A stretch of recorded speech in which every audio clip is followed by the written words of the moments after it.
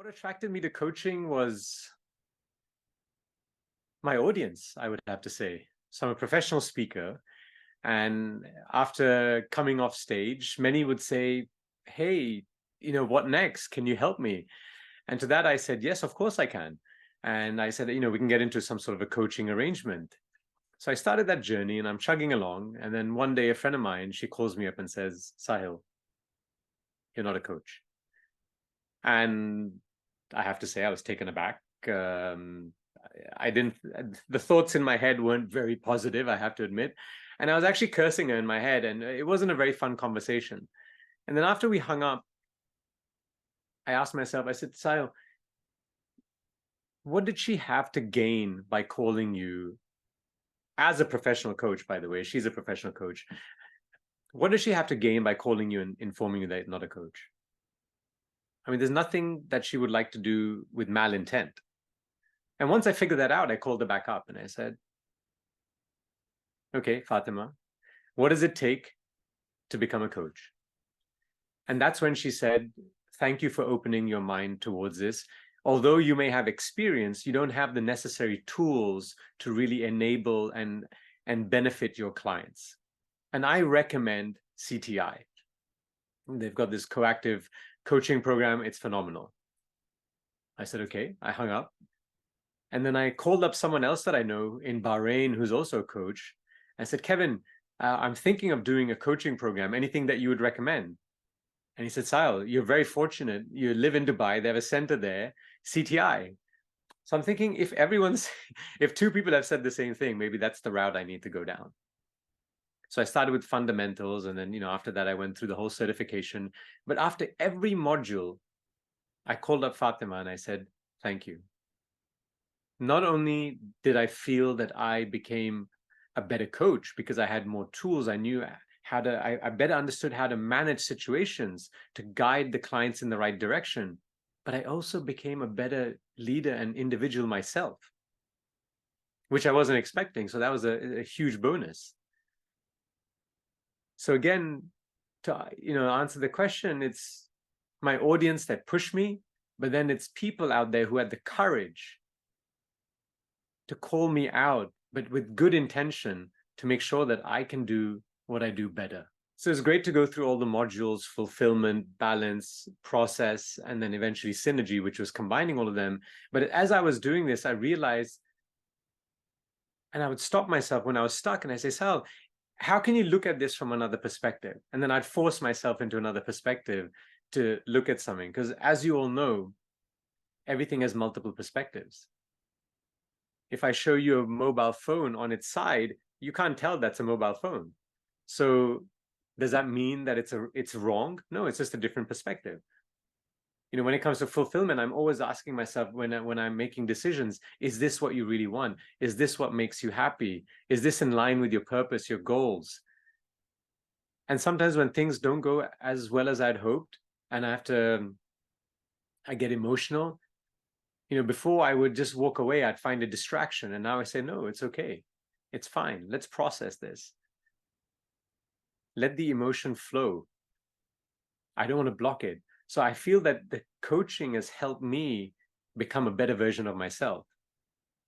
And if I had to add one bonus on top of that, I would say I've become a much, much, much better listener.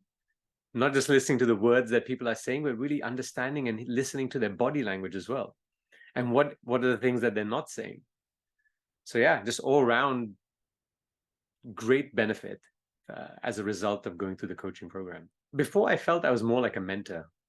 I call myself a coach, but I didn't really understand the main difference between a coach and a mentor. And a mentor can share from experience. I had a lot of life experience. That's how I got into speaking in the first place. I never even thought I would become a professional speaker.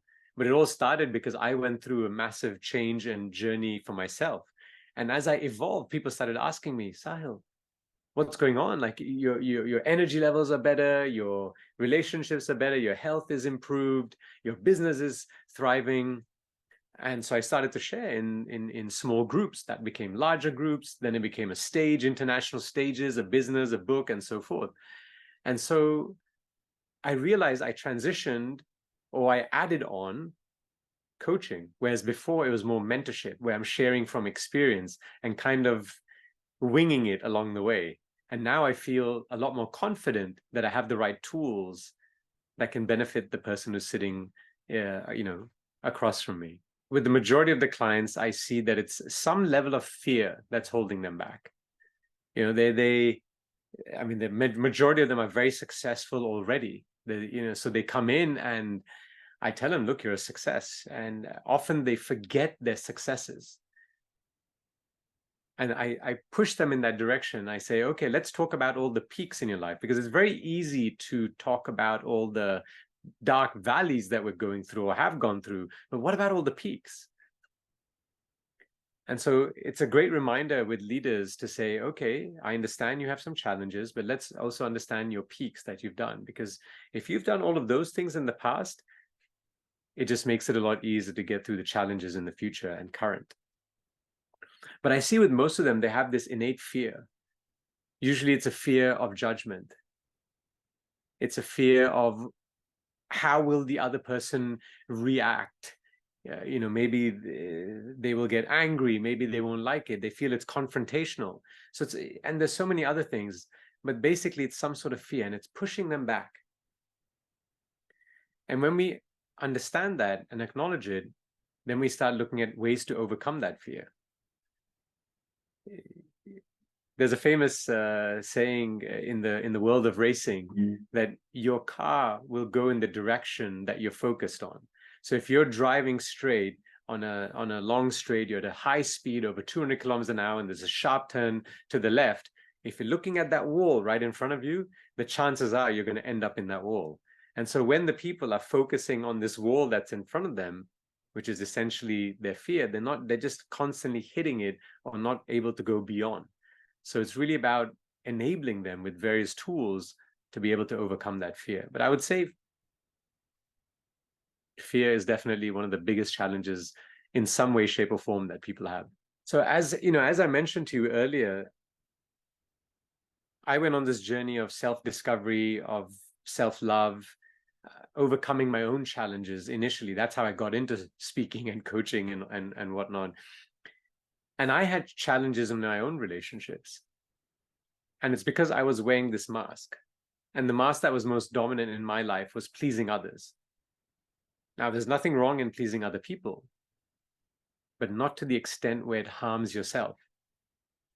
And when I started to really process and peel away the layers of the onion, I realized that as a small child, I had seen my parents get into an argument. And I realized at that stage, I don't want to be the cause of an argument. And so by keeping them happy, hopefully this won't happen. But guess what? That just kind of became my default setting. And that happened in all areas of my life. But I didn't realize how dominant this mask was until I entered an environment on a retreat with some fellow entrepreneurs where we all agreed to no judgment. And that's when I said to myself, okay, I don't care what other people think. I don't care if people like me or not. I'm just going to be me. I'm just going to take advantage of this opportunity of no judgment environment and just be me. And it was one of the greatest times I had. And so at the end of this journey, as I'm flying back home and I want to share this with my wife, I got this pen and paper out on the flight, and next thing I know, I see these tears that are just trickling down my face. And I'm thinking to myself, what's happening? Like, why are you crying? But again, I didn't want to stop it. I said, let it flow. Allow the emotions to get processed. But as I started questioning myself, I realized that if this is the man that I am, which has been on a high for the last 3 to 4 days, then who's this man that I'm going back to? And I quickly realized that it was a man who really feared judgment because of this dominant mask of people pleasing. And so that's kind of where the journey began to identify what were the things that were really holding me down, what I term now as clutter, something that I'm carrying with me everywhere I go. And I can tell you as a mountaineer that even 1 kilo If you have excess weight that serves no functional purpose, and you're carrying that for hours and hours on end, especially on an incline, you feel that difference. And I've been carrying it for years, which affected my health, affected my energy levels, but most importantly, affected the relationship between myself and my father, as well as myself and my wife. And so that was kind of the journey of self-realization, that this is not sustainable. This is not how life can continue, because I'm just going on this decline. And I realized that by trying to please others, I was actually making matters worse, because I wasn't being truthful to them nor to myself. And so when I started working on these, I don't want to call it flaws, but characteristics that I wanted to evolve, there was a positive momentum, and I was just evolving at a very rapid pace. But with that, what I didn't do was I didn't keep the loved ones aligned with my journey. And so there's this gap that was already created. It just started to expand. And the next thing I knew, one day the missus says, Saahil, I don't recognize you anymore. You're not the man that I married. And although that's true in every relationship, because we evolve year after year, I guess this happened so fast and so much that we were just completely off. And that started to create a strain in our relationship. And so through co-creation, which is something that we also learn in the world of coaching, we co-created how we wanted to communicate with one another. Listening, no judgment, understanding the other person's perspective.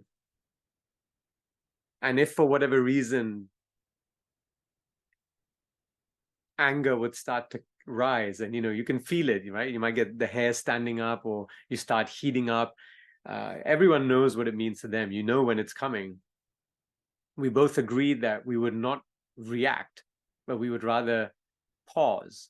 And whether it's through breath work or just taking a break or anything at all, we would get back into a more conscious state and not a reactive state, and then again respond rather than react. So by co-creating how we wish to communicate, we were able to bridge this massive gap, and then the relationship grew stronger and stronger and stronger. And here's the funny thing, because we started doing these events together on conscious communication, and we're on our way there, and in the car we get into an argument. And I'm thinking to myself, I said, sweetheart, pause. How ironic is this that we're going to a talk that we're giving on conscious communication, and we're having an argument right now? I said, let's go back to what we agreed. So we went through this process, and we quickly realized it was miscommunication. There was something that I didn't understand properly, and vice versa, and led to assumptions and all sorts of other things, and led to judgment. And then that's how we both got a little angry at one another. So I tell people, I say, look, just because you get better at this doesn't mean that challenges won't occur. It just means when a challenge occurs, you're able to bounce back a lot quicker. And that's what coaching has really enabled me to do when it comes to relationships. I quickly identify, we work on it based on whatever we've co-created, and then we bounce back.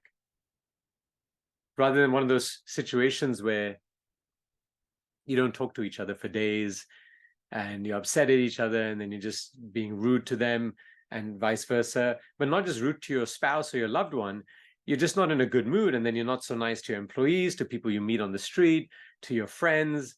And so you can imagine the total damage that's being created as a result of that. So yeah, those are my strong tips when it comes to how coaching helped me in relationships. The one thing I really wish I knew before or earlier is just having a higher level of awareness. It's not reacting. It's seek to understand, whether it's yourself or others, and just give yourself the time and space to process. Would have saved a lot of arguments. And probably would have also saved a lot of bad decisions that I'd made in my life, because it was without much thought, or was a reactive thought as opposed to processing. Yeah, higher level of awareness, giving yourself the time and space. The power of coaching enables you to see what you can't see, your blind spots, which allow you to discover areas where you can elevate yourself and create a much, much, much larger impact. I now am better prepared to handle most situations that come my way, rather than get blindsided by something and go, and start panicking. In addition to that, I also feel there's so many coaches out there in the world. And there's so many coaches who've not taken the route of certification by an accredited institution. Now, I don't want to discount them, because there are some coaches out there with no certification that are amazing. In fact, I know one very well, and he's one of the top executive coaches in the world. But that being said, in today's world, when you want to differentiate yourself, I feel that it's so important to get the right qualifications, because not only are you standing out amongst the rest, but you're also servicing yourself as well as your clients much better, right? So when things come together and they're in sync, you get this beautiful rhythm. And when you eliminate any of these elements that may make up coactive coaching, you're out of rhythm, and then you're not going to get as good the results that you would otherwise. What most people don't understand is how important coaching really is. I guess it's a bit like yoga, where if you said I do yoga a decade ago, maybe you were thought of as a hippie, but today it's become the norm. And I kind of see that with coaching as well. If maybe 10 years ago or 15 or 20 years ago, if you said you had a coach, people would say, well, what's wrong with you? But how about shifting your mindset and understanding that today you have to ask yourself, what am I losing out on by not having a coach? Not only am I a coach, but I run multiple businesses. And so even though I'm a coach, I have a coach. And people ask me, they go, Saahil, but why do you have a coach if you know all the coaching techniques? I say, well, I can't see my own blind spots. And sometimes I'm too close to the problem to see it clearly, and I need a coach to help me see it better or see it with more clarity. Now, here's the thing. My coach, she's got a coach too. So you see, once you get into this world, you realize that you can get to your goals, you can become more fulfilled much faster. You can go up in the ranks in your workspace. You'll become a better human being. All that is possible through coaching. And in some cases, I even have more than one coach at the same time, because they specialize in different areas. So again, I ask you, what are you leaving on the table by not having a coach? I realize that as a speaker, not everyone has the opportunity to come and see me speak, either because they're living in a different part of the world, maybe they can't afford it. And I said, how can I impact the world by giving an item that is low cost? The book is titled Break Free, A Guide to Decluttering Your Life, where it's a small amount to pay to get all the benefits from the work that I've put together, the framework. And I like to share this as a closing, because this is where coaching helped me a lot as well. I started to have the imposter syndrome just before I clicked on the button for the final, that it was when I clicked send, there was no turning back. And I said, Saahil, you're not a writer. In English literature, you got a B in your GCSEs. It wasn't even an A. What if people say it's rubbish? What if people don't like it? What if people throw these bad remarks on you?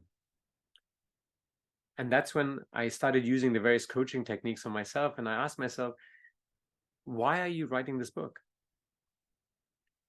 What is the benefit that you were looking to create? And I realized if one person, just one, can benefit from the words that I put down on paper, even if I get 999 poor reviews, but if I benefited one person, I've done justice because I've made a difference in someone else's life. And ultimately, that's what coaching is about. It's about impacting other people's lives. But here's the thing that I didn't realize. The first person that I impacted was me. So whenever you get that imposter syndrome, I always tell myself, Saahil, if you're facing this fear, it means that you need to overcome to allow yourself to grow and become a better, stronger, more impactful human being. So if there's a book out there in you, start now.